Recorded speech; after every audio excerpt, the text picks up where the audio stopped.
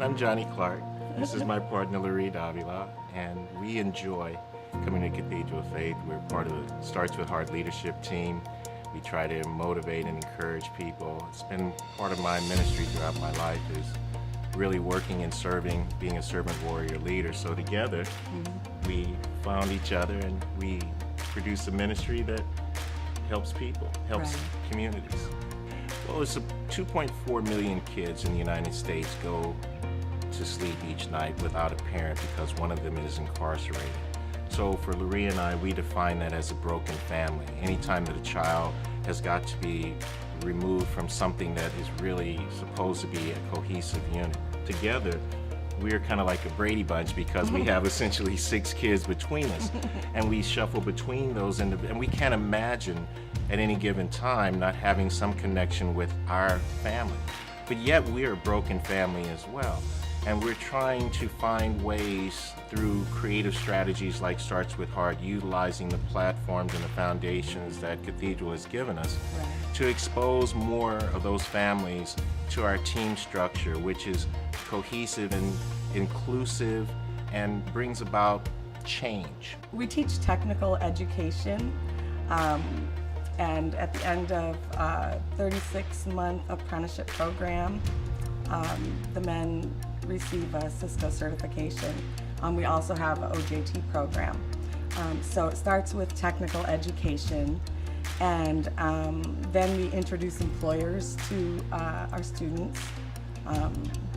Hopefully that leads to employment, and in the end we have the affordable housing project where we're building and or looking for places that the men could reside. So when you begin with, for example, as Larry is describing, when you're looking at the child and you realize that the real problem is existing in the parent, what we're trying to do is bridge 2 problems at the same time.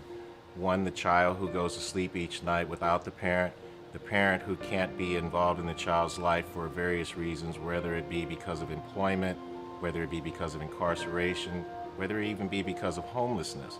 These are all elements that affect roughly, I think, somewhere close to 4 million people in the United States today. Louis Honoré is my real true story.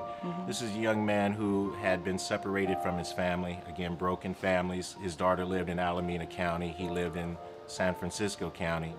The court had decided that he was not allowed to go to Alameda County to visit his daughter on prescribed days. The mother would have to bring the child to San Francisco. Consequently, he was in my class in county jail. So that really had a little bit of a gumbo problem. You know, mom didn't want to bring the baby to the jail, daddy wanted to see the baby, and so forth. And Louis met me that day and he was crying and he said, "Johnny, I will do whatever it takes, whatever's necessary to get my certification so that I can get a job and I can get back with my daughter." The best testimony I can give is that you look on Louis Honoré's Facebook page and you see him and his daughter not only at Disneyland together, but you see each of every time he's with her, how they have come back together. So not only was he able to overcome the challenges of the court where he wasn't allowed to go to Alameda and see his daughter, he's taking her to Los Angeles to Disneyland. That's the first testimony. The second testimony is the job that he got when he came out of county jail. He was the technical support person for the very court that sentenced him to the jail. We're really trying to impact lives. 2.4 million kids go to bed in the United States without a parent because they're incarcerated. 484 homeless vets on the street in San Jose right now. And we're the 10th richest city in the world. Cisco is the largest employer in San Jose.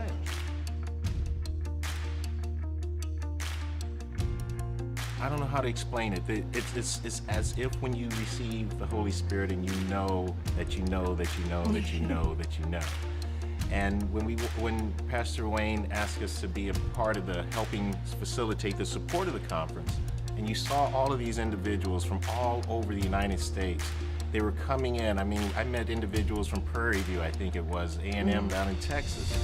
And you saw people who were leading major companies like VMware, and it was just it was incredible. And I said, Lord, there are more for us than there are against us in this endeavor. And if we can lock in somehow to the energy that's in this experience, I want to be a part of that. I would say that if you're coming to this conference, or if you're coming to our meetings on Saturdays and you want to be a part of something, be a part of something real. Want to be a part of something real. This is not a superficial play game. We don't talk about, the value sets and the MVPs in terms of, what are we doing? We're talking about how do we really make action happen? How do you execute what God has told you to do in that seat inside the church? Well, we find out how to execute it in the entrepreneurial ministry. There's no breaking in between those 2 points. It's about bringing people to Christ, Right. period. And we do that so well. So if that's what you want to be a part of in context of the entrepreneurial ministry, in context of people who believe that, in a community that understands that, that's what you should think about when you come to Starts With Heart. If you're really looking for an example, the story of hope, that's what we sell. We go inside the jail and we offer hope. The type of hope that you would see in a 12-foot sign when you walk into cathedral that kind of reinforces what we believe. The type of hope that comes from someone like a Kenny Foreman saying God's delay is not God's denial. So therefore, in an entrepreneurial sense of things, it's going to get hard. It's going to get rough. You may not have the money you want to have. You may not have the house you want to have or the car you want to have, but you don't give up. And those value quality sets are what come out of Starts With Heart. It comes out of Cathedral of Faith, and you see it in the leadership. Our leadership team is awesome. We can do things that I have never seen a church do, and I've been around a lot of churches. We've learned traction. It was one of the words that I used at Facebook, and I quickly bring it back to hope.